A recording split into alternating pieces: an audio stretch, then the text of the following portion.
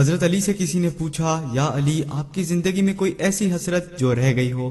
تب حضرت علی نے فرمایا، دو حسرتیں رہ گئیں، ایک کہ جتنا مجھے علم تھا کسی نے پوچھا نہیں، دوسرا جتنا میں سخی تھا اتنا کسی نے مانگا نہیں۔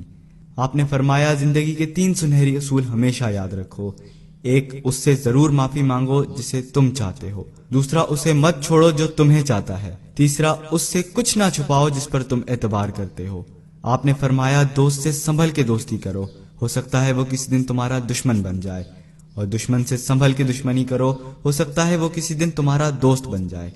زبان کا وزن بہت ہی ہلکا ہوتا ہے، مگر بہت کم لوگ اسے سنبھال پاتے ہیں۔ آپ نے فرمایا، جسم ایک دکان ہے اور زبان اس کا تالا۔ جب تالا کھلتا ہے تو معلوم ہوتا ہے کہ دکان سونے کی ہے یا لوہے کی۔ زندگی تیز ہواؤں کی مانند ہے، جس نے اس کی آندھیاں برداشت کر لیں وہ کبھی غم کی گھٹا نہیں دیکھتا، سرسبز و شاداب باغ دیکھتا ہے۔ حضرت علی سے کسی نے پوچھا، یہ کیسے پتا چلے گا کہ جو پریشانی یا مصیبت ہم پر آئی ہے وہ اللہ کی طرف سے آزمائش ہے یا ہم پر اللہ کی طرف سے سزا ہے؟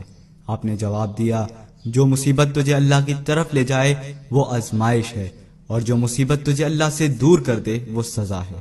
حضرت علی کے پاس ایک یہودی آیا اور کہا، میں نے سنا ہے کہ جب آپ مسلمان عبادت کرتے ہو تو وسوسے اور خیالات آتے ہیں، جبکہ ہم عبادت کرتے ہیں تو ہمیں نہیں آتے۔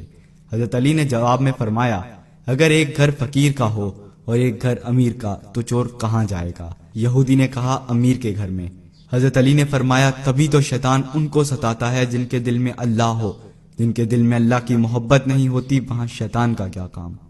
آپ نے فرمایا، جب تمہاری جان کو خطرہ ہو تو صدقہ دے کے جان بچاؤ، اور جب تمہارے دین کو خطرہ ہو تو جان دے کر دین بچاؤ۔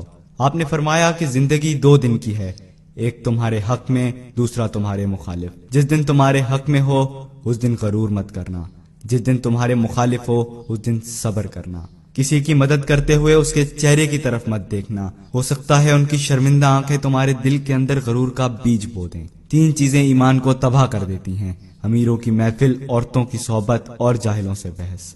حضرت علی نے فرمایا، جانور میں خواہش اور فرشتے میں عقل ہوتی ہے، مگر انسان میں اللہ تعالیٰ نے دونوں رکھی ہیں۔ اگر وہ عقل دبا لے تو جانور، اگر خواہش کو دبا لے تو فرشتے کی مانند ہو جاتا ہے۔ آپ نے فرمایا، اپنے جسم کو ضرورت سے زیادہ مت سنوارو، اسے تو مٹی میں مل جانا ہے۔ سنوارنا ہے تو اپنی روح کو سنوارو، کیونکہ اسے تو رب کے پاس لوٹ کے جانا ہے۔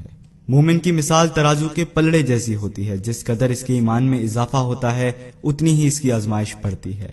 آپ نے فرمایا، اچھے لوگوں کی ایک خوبی یہ بھی ہوتی ہے کہ انہیں یاد نہیں رکھنا پڑتا، وہ یاد ہی رہتے ہیں۔ آپ نے فرمایا، رزق کے پیچھے اپنا ایمان مت خراب کرو، کیونکہ رزق انسان کو اس طرح تلاش کرتا ہے جیسے مرنے والے کو موت۔ حضرت علی نے فرمایا، رشتے خون کے نہیں احساسات کے ہوتے ہیں، اگر احساس ہو تو اجنبی بھی اپنے ہو جاتے ہیں، اگر احساس نہ ہو تو اپنے بھی اجنبی ہو جاتے ہیں۔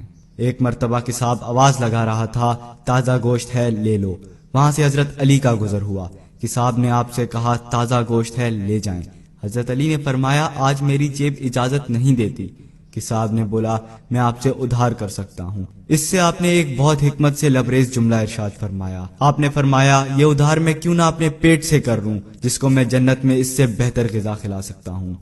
حضرت علی نے فرمایا، لفظ انسان کے غلام ہوتے ہیں مگر صرف بولنے سے پہلے تک، بولنے کے بعد انسان اپنے لفظوں کا غلام ہو جاتا ہے۔ آپ نے فرمایا، کوئی تمہارا دل دکھائے تو ناراض مت ہونا، کیونکہ قدرت کا قانون ہے، جس درخت کا پھل زیادہ میٹھا ہوتا ہے لوگ پتھر